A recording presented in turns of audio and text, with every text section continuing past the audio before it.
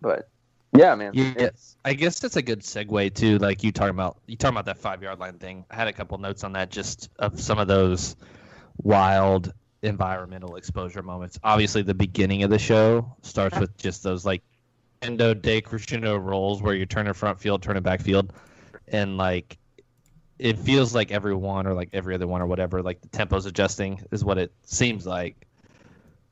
I know the last one, I guess, speed up a little bit. Is that right?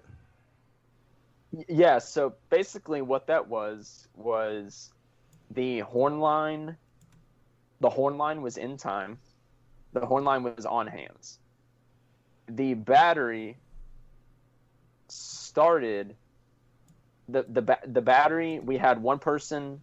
Our section leader was watching drum major, and he would dud us in for every single one of those rolls. He would watch hands to dud us in, and Mike had a specific count of a specific measure that the roll needed to stop by. So he didn't care when it stopped as long as it was by that time. And, so he literally was like, we just want this sound. Like the bass drums are literally playing it with puffies. The roll, if you were to look at the sheets, the roll is literally at piano to mezzo piano back to pianissimo. Like it's literally so subtle. And all he wanted it to be was like, you're listening to this beautiful thing, and then you just hear this rumble come out of nowhere, and it keeps haunting you.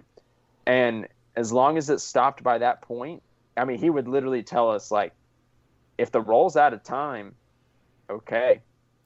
Like, if it's... That's not what he cares about. Literally, watch any lot video from the summer.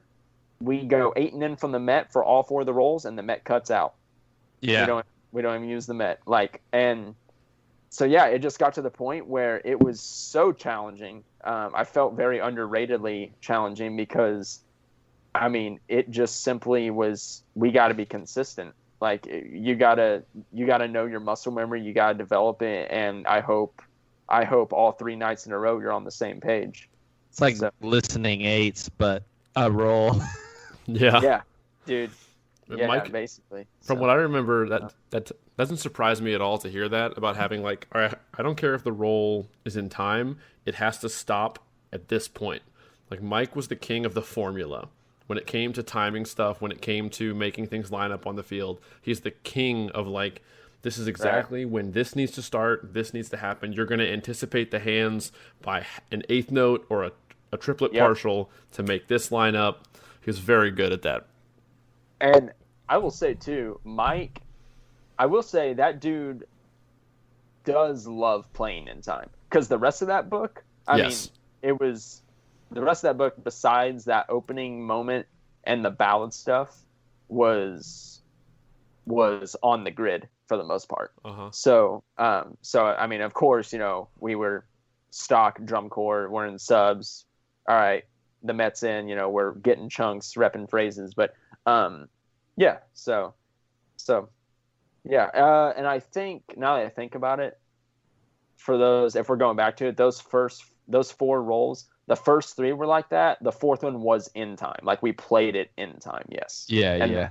And then it led into gridded 8th notes, just right on the grid. So because you guys like worked your way over and like connected to the core and then like added on. It was really cool. It was a cool visual moment as well.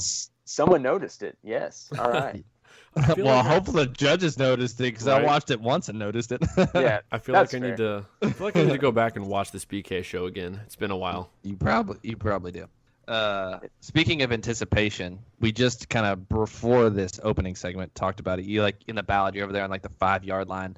Like, oh my God. I'm assuming somebody's reading the hands. Like the coordination between, so the snares are on like the 5 yard line. Then the tenors and basses are on like the 30 yard line, but further back, like behind the front hash. And then obviously the front ensemble they are centered on the 50. So the environmental coordination there, was that a moment too where it was just kind of like, I watched that and I have like PTSD of like percussion ensemble nightmares trying to line stuff up. And yeah. Well, here's how it went down, I guess. So we played movement 2, stock drum corps movement 190, booking it, playing notes.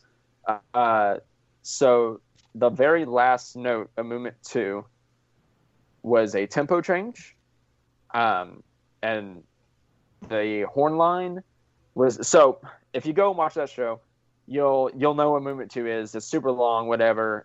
Then the very end of it, the battery comes literally, like, we're literally on the front sideline, basically, right behind the pit, and we play some loud stuff with the horn line.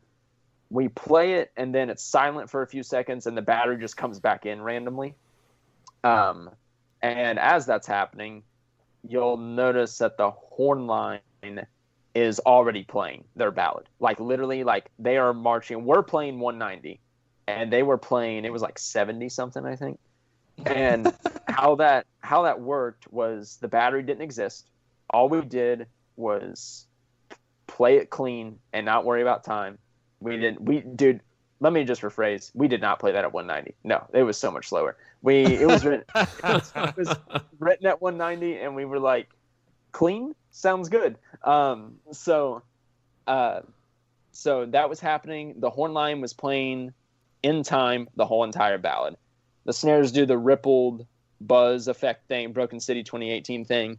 Yeah. And then we go over to the 5-yard line, and what happened was I was the one that dudded us in for the first lick. I was in the back of the form, like when we were facing backfield. No pressure. Yeah, dude. When we were facing backfield, when we went to the 5-yard line, we were facing backfield, and I was in the back of the form. So Mike just, like, when we were staging that in the very beginning, he just walked up to me and said, "You're gonna hear when the horn line gets to this very moment, you duck the snares in. Like, you just, like, you're not, like, no one's watching. You open your ears." And as soon as it'll feel right, and duck the snares in. And it'll feel right. You're just like, trust your gut. Just trust your gut. Dude, oh my gosh. Yeah. That's one thing. Dude, and imagine too, like, you get in, like, your first dome environment. You're like, I don't know if I'm gonna be able to hear it. Yeah, about that. So anyway, we don't talk about that. So does that mean you screwed it up at one point? No. Oh, well done. No. I'm just being a dick. Continue.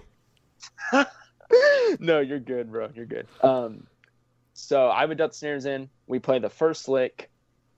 As this is happening, the horns just aren't stopping. Like, they're playing their whatever slow tempo. They're being a normal horn line in a ballad situation. We play the first lick, and then we're turned around, so I'm in the front of the form now, so it's not on me anymore. Our center snare was in the very back, so he dudded us in for the next 3 or 4 or 17 licks, however many we had. I don't remember. So this whole entire time, it was the exact same situation with my responsibility for the first lick. Mike just walked up to Sam and was like, when you hear this from the horn line, like, you dud him in, right? So that's how that worked out. It took so much time to get it consistent with. There was a lot of trading off of the snares playing an up and down roll, and then the basses and quads picking it up. Yeah. And playing that 25 yards away. So, there was zero communication between the basses and quads in that. It was, we had to be a snare line, they had to be a tonal line, and they had to be consistent, 100% consistent with them. Whoever was dudding them in had to be 100% consistent and know what the horn line was doing, and Sam for the snares had to know what the horn line was doing for the snares. So there was zero teamwork. It was like, hey, we're a section, you're a section, go over there and we'll do our thing and you do your thing. That's wild too, because in the lot, the passing of time from the pod to pod seemed so seamless, which I'm sure on the field felt completely different. It didn't, and the reason it didn't. Okay. Well, and the reason it didn't is it kind of goes back to what I was just saying about, like, no matter, like the fact that obviously in the lot we're literally standing right next to the quads and bass drums. So yes, it sounds different, but it didn't feel different because no matter what, we had a specific time where we knew we would be playing, and they had their specific time where they knew they'd be playing. So Gotcha. like, yes, we knew it was going to sound different because it's like, oh gosh, like they're like right next to us now and not 25 yards away. But, and then, you know, it worked out because the consistency transferred to the field where it's like, all right, we know not to listen. We know that we rely on Sam basically, and no pressure, Sam, love you, shout out. And we do the gig and go home. There it is. Yep.